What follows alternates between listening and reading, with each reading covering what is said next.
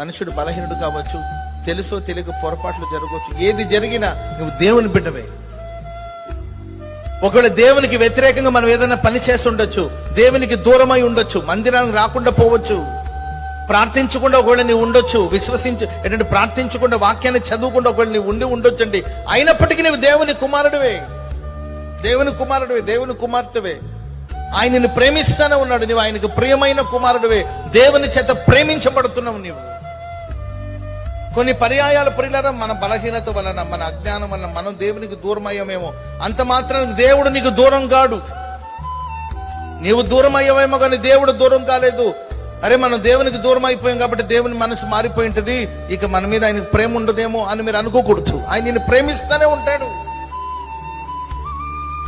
ఆశతో నీ వైపు ఎదురు చూస్తూనే ఉంటాడు. నా కుమారుడు ఎప్పుడో ఒకరోజు వస్తాడు, మనసును మార్చుకుని వస్తాడు, మలినమైన తన మనసుని శుద్ధి చేసుకోవడం నా దగ్గరికి వస్తాడు, మరలా ఆయన స్థాపిస్తాను, పడిపోయిన దావీదు గుడారం తిరిగి నేను బాగు చేస్తాను అని ఆశతో దేవుడు మన కోసం ఆయన ప్రేమలో ఏమాత్రం మార్పు ఉండదండి. బైబిల్ సెలవిస్తుంది ప్రియులారా, శాశ్వతమైన ప్రేమతో నేను నిన్ను ప్రేమిస్తూ ఉన్నాను. స్తోత్రం చెప్పండి అందరు గట్టిగా. నిన్ను నన్ను మనల్ని ప్రభు ప్రేమించిన ప్రేమ ఎట్టిదంటే శాశ్వతమైన ప్రేమ. దాన్ని ఆ ఉనికిని మనం గ్రహించాలి.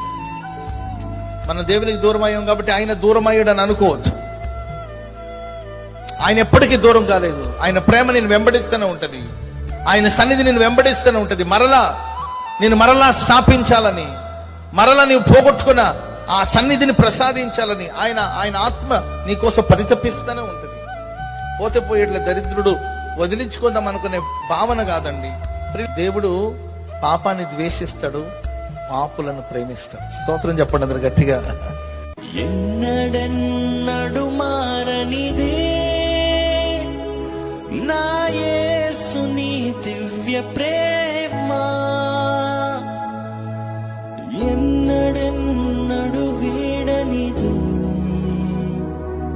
నా యేసుని నిత్య ప్రేమ.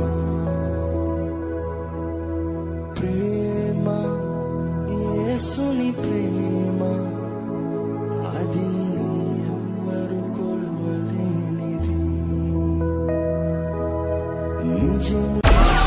Download